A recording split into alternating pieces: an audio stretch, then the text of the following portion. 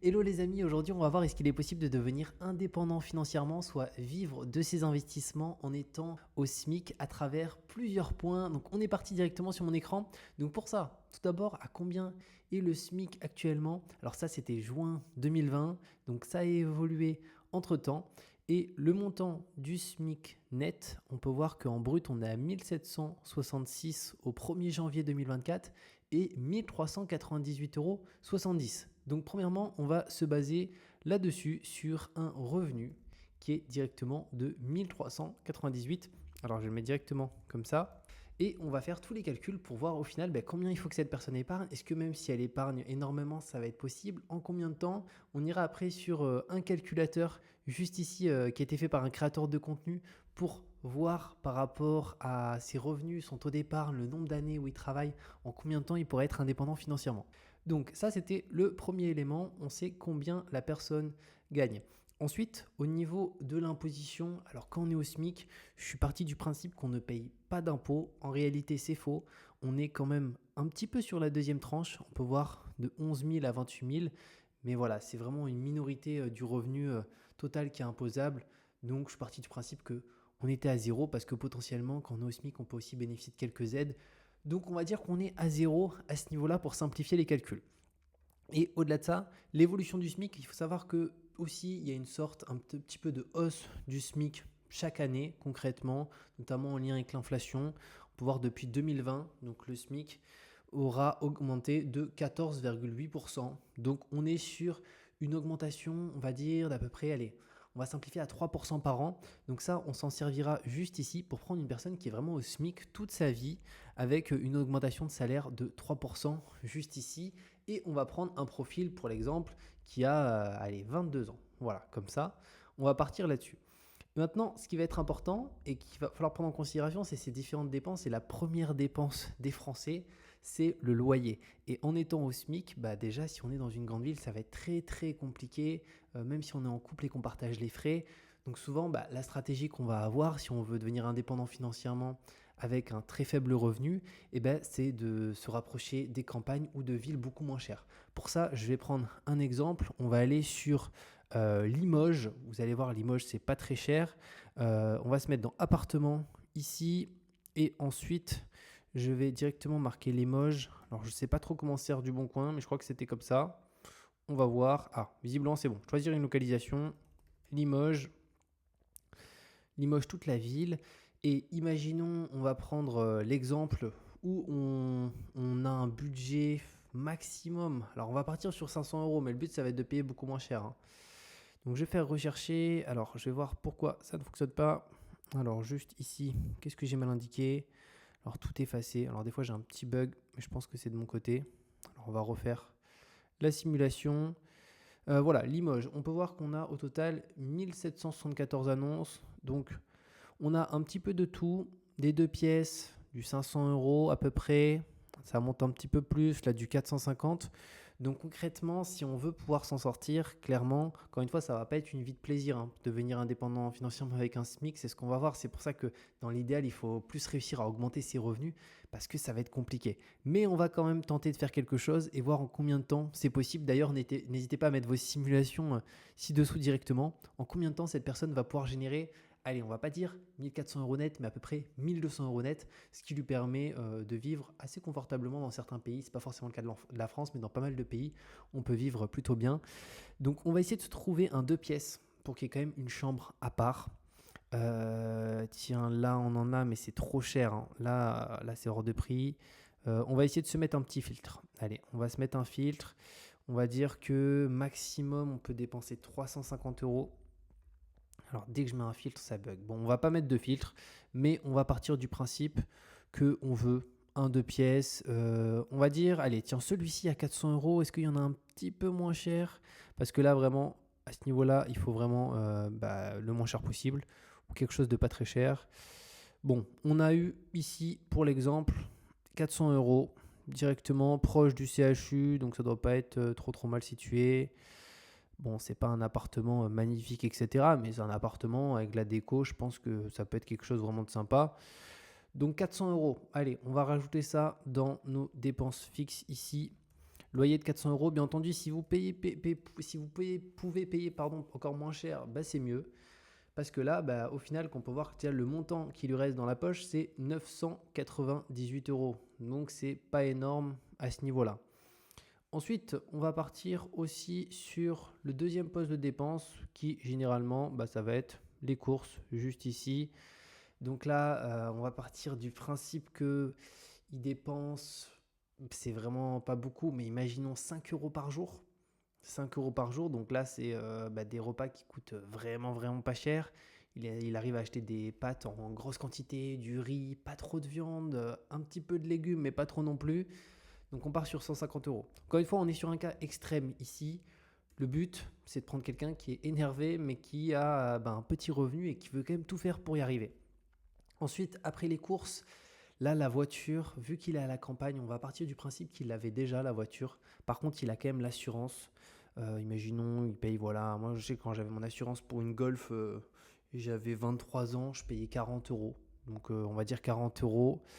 Assurance, juste ici, voiture, 40 euros. Il a aussi une box internet. Là, on va dire qu'il paye 20 euros.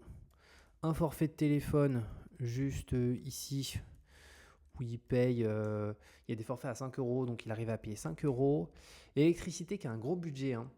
Donc on va être plutôt gentil. On va dire qu'au niveau de l'électricité, il paye 50 euros, mais voilà, ça peut monter très très haut l'électricité, donc on va partir là-dessus. En termes de post-dépenses, imaginons il y a une mutuelle. On va dire qu'il est chez, imaginons Ocean Matmut, c'était pas très cher, je crois que je payais 30 euros. Voilà, mais 30 euros, on peut voir qu'il lui reste plus que 703 euros. Là, on parle même pas de partir en vacances ou quoi que ce soit, hein, parce que la réalité, c'est qu'il a cet objectif très très ambitieux par rapport aux revenus. Donc, on va pas pouvoir aller beaucoup beaucoup plus loin. Course, assurance voiture, box, de l'essence, bien entendu. J'ai oublié l'essence. Juste ici, on va dire qu'il est à la campagne. Allez, on remet 50 euros d'essence. Et ensuite, allez, on va quand même mettre 2 restaurants par mois.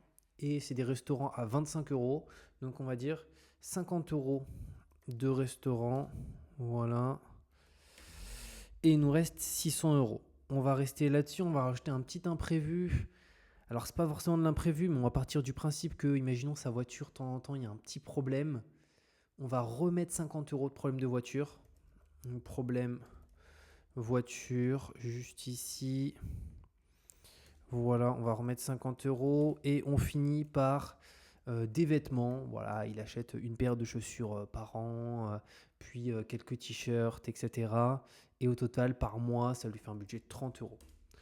Voilà, donc il lui reste 523 euros à notre chère à notre chère personne, en sachant que on est parti du principe, juste ici, qu'il est seul ou elle est seule, donc il ne divise pas forcément les frais parce que je pense qu'à Limoges, on peut avoir un très bel appartement à 600 euros certainement. Donc si on le divise par deux, pareil, les courses, on arrive à bien s'organiser, etc. Mais la réalité, c'est qu'un style de vie où vraiment on se contraint pas mal, bah, là, des fois, c'est compliqué de le faire accepter à l'autre par rapport à son projet. Donc là, c'est un projet en solitaire pour l'exemple qu'on a pris. Donc si vous êtes dans cette situation, on va voir un peu qu'est-ce que ça peut donner. Donc une fois que ça c'est bon, 523 euros de montant restant prévu. Franchement, bon, budget course, il est vraiment très faible. Donc là, voilà, là, il n'y a aucun extra. Il n'y a pas de paquet de gâteaux de marque ou de choses de grande marque parce qu'on ne peut pas trop se le permettre. Mais après, voilà, si c'est parce qu'il y a un objectif vraiment derrière, pareil, j'ai pas mis d'avion, pas mis d'Airbnb, de salle de sport, pareil, pas de salle de sport. Là, on s'entraîne poids du corps, on fait de la marche, on fait des sports gratuits. J'ai pas mis de train non plus. Donc, on est vraiment sur quelque chose de minimaliste. Donc, ça nous fait un budget total qui doit être autour des 800 euros à peu près. Ouais, un petit peu plus que 800 euros. Et maintenant, on va aller sur ce calculateur qui a été créé par un youtubeur de contenu, enfin un créateur de contenu que je mettrai sous cette vidéo, c'est Mark Blue Sky. Et pour le coup, c'est lui, si j'ai bien compris, qui a créé ce calculateur. Donc n'hésitez pas à aller l'utiliser. Donc je vais juste mettre, parce que si je crois, ouais, il faut d'abord que je mette mon email. Bon, je vais mettre mon email juste ici. Et ensuite, OK. Et là, c'est bon, on y a accès. Alors, on était parti du principe que ici, notre chère personne est au SMIC et a, on va dire, 22 ans, qu'il a un salaire annuel après taxe Donc pour ça, on avait dit qu'on était à combien? Je vais essayer de me remettre dessus. Au niveau du salaire, donc 1398. Donc x12, ça nous fait combien ça? 1398 x 12. Donc on est à 16 776 euros. Ok, bon, à partir de là, on va pouvoir le mettre juste ici. Donc c'est le salaire annuel après taxe. Encore une fois, on l'a vu quand on est au SMIC, il y a un tout petit peu d'impôt à payer quand on est sur la deuxième tranche. Mais c'est quand même vraiment faible et potentiellement, il y a quelques petites aides qu'on peut prétendre lorsqu'on est au SMIC. Donc on va rester là-dessus. On va retourner là. On part d'une évolution du SMIC de 3% par an, ce qui a été vraiment le cas sur les 5 dernières années. Donc on part du principe que ça va continuer. Bien entendu, on va prendre aussi en compte l'inflation avec à peu près du 3%, parce que l'inflation est bien présente. Les dépenses annuelles en période de travail. Donc là, ce qui va être intéressant, c'est qu'en période de travail, ici, on dépense, pour l'exemple, alors je vais essayer d'être précis, on avait pris 1398, juste ici, moins le montant restant prévu, 523, juste là, ce qui nous fait 875. Donc il dépense 875 euros par mois, x 12, il dépense 10 500. Donc on va se remettre juste ici. Donc on est à 10 500 euros annuels. Le nombre d'années de travail. Alors là, on va partir du principe qu'il a 20 ans. Imaginons il souhaite être à la retraite à 28 ans. Donc à 28 ans, à 50 ans. Donc 28 ans de travail. On va voir qu'est-ce que ça donne.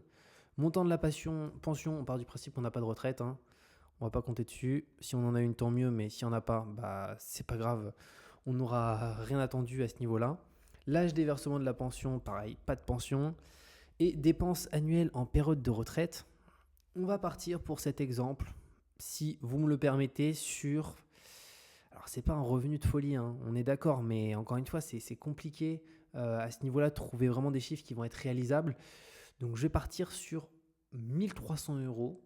Et c'est un revenu qui, dans certains pays, alors malheureusement, on ne sait pas, dans 25 ans, ce sera plus du tout possible. C'est vraiment possible actuellement dans pas mal de pays de vivre vraiment bien avec ce montant. En France, ça peut être un peu compliqué, mais typiquement en Asie, chaque fois que j'y vais en vacances, c'est incroyable. Il y a des nuits de très très beaux logements où on paye 20, 22 euros et c'est très très sympa. Et si vraiment on n'a pas d'argent, on peut payer 6 euros la nuit dans certains endroits, quoi. Donc il y a vraiment de quoi faire. Donc on va partir là-dessus, 1300 pour l'exemple, ici euros en x12, ça nous fait 15 600 euros. Donc on va se remettre juste ici. Donc on était juste là, 15 600 euros en période de retraite, donc ça fait 1300. Et il a investi initialement ici, cette personne, on va dire 5 000 euros. Voilà, il a 5 000 euros, je sais que beaucoup sur la chaîne ont 5 000 euros déjà d'investir en bourse, etc. Au niveau du rendement, alors là, on va partir du principe que c'est une personne qui investit exclusivement en bourse pour faciliter les calculs et se baser aussi sur des chiffres qu'on peut avoir. Imaginons, il investit sur un ETF très simple, il fait du 8% par an, mais à ça, on va enlever l'inflation, 3%, donc il fait du 5% net d'inflation. L'épargne de précaution, on va dire qu'il a quand même 20 000 euros de côté. Voilà, même pas, on va dire qu'il a 2 000 euros de côté. Voilà, il a 2 000 euros. Voilà, on est parti. Et on fait OK. Et on va voir si c'est possible. J'en ai aucune idée. Et bien là, on peut voir, pour l'exemple, que votre projet de devenir rentier est viable. Donc, qu'est-ce qui se passe? C'est que, en fait, pendant un certain nombre d'années, son patrimoine, il augmente. Jusqu'à ici, on est où? On est à 50 ans. C'est l'âge où il prend sa retraite. Ça augmente beaucoup moins rapidement. Pourquoi? Parce qu'il tape dedans. Il tape dedans tout simplement. Bon, il finit quand même millionnaire. Après, voilà, on peut regarder si on essaye de le faire un peu avant 50 ans, en sachant qu'encore une fois, c'est une vie où on vit avec 800 et quelques euros par mois. Donc, vivre comme ça à 40 ans avec des enfants, c'est pas possible ou c'est très compliqué. À part peut-être si on est en couple et qu'on est vraiment extrêmement minimaliste, voire très très frugaliste, mais c'est compliqué. Mais encore une fois, on prend un exemple pour avoir une idée. On va dire que la personne, là, elle souhaite la retraite à 45 ans. Est-ce que c'est possible 45 ans? Ah non. 45 ans, vous n'aurez plus rien à l'âge de 76 ans. On peut voir qu'en fait, à partir de 55, en fait, là, il tape pas dans son capital parce qu'on a dit qu'il souhaite prendre sa retraite à 45 ans. Là, il commence à taper dedans et on peut voir que petit à petit, ça commence à redescendre jusqu'à ici, vous n'avez plus rien, game over. Si par contre, on a juste l'inflation et c'est ça qui est assez intéressant, bon, moi, je préfère partir sur 1%, mais j'ai 2%, le projet de rentier est viable. Parce qu'en fait, on se rend compte que 1% de différence d'inflation, ça peut mettre un projet de rentier en péril parce que sur le long terme, composer ce 1%, c'est vraiment énorme. Donc là, on peut voir que si c'est 2%, c'est viable. Si c'est 4%, imaginons, là, c'est vraiment grosse inflation. Mince, alors j'ai pas modifié, j'ai mis 1. Donc là, c'est plus que viable. On met 4, on fait OK. Et là, on peut voir, vous n'avez plus rien à l'âge de 58 ans. Et on peut voir à quel âge ça baisse énormément à ce niveau-là. Donc ça, c'est quelque chose qu'il faut prendre en considération. C'est cette partie. Donc concrètement, ici, notre personne qui a 22 ans, en réalité, il pourrait être rentier, donc vivre de ses investissements quand on avait pris le premier cas à 50 ans. Donc on va se le remettre, on était à 28, on était à 3% d'inflation. OK. Donc là, c'est possible. À 50 ans, il aura, on peut le voir, un peu plus de 800 000 euros de patrimoine. Et voilà, s'il vit avant 100 ans, mais bon, il a un patrimoine très important. Normalement, homme, femme, on meurt 70, 80 ans, et on commence à être en moins bon état autour des déjà 65, 70 ans, quand on sort des petits soucis de santé. Mais c'est un projet qui est potentiellement viable ici. Par contre, avec une vie où on se contraint quand même beaucoup. Donc, ça m'intéresse d'avoir votre retour en commentaire. Dites-moi si vous voulez qu'on fasse la simulation et ce même travail avec, pour l'exemple, d'autres personnes, peut-être 2000 euros de revenus nets, peut-être plus aussi pour voir en combien de temps c'est possible.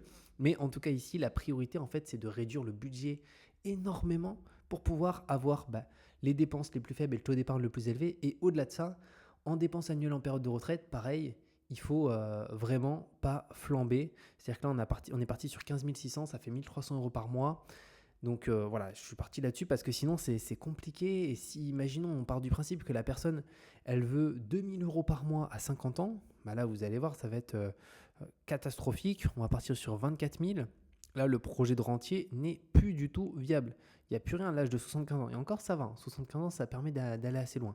Donc voilà par rapport à cette vidéo. J'espère que ça vous a plu. N'hésitez pas à me partager ce que vous en pensez dans les commentaires et aussi votre objectif. Est-ce qu'un jour, c'est d'être indépendant financièrement grâce à votre taux d'épargne, vos investissements, etc. Et on se retrouve très bientôt pour de nouvelles vidéos.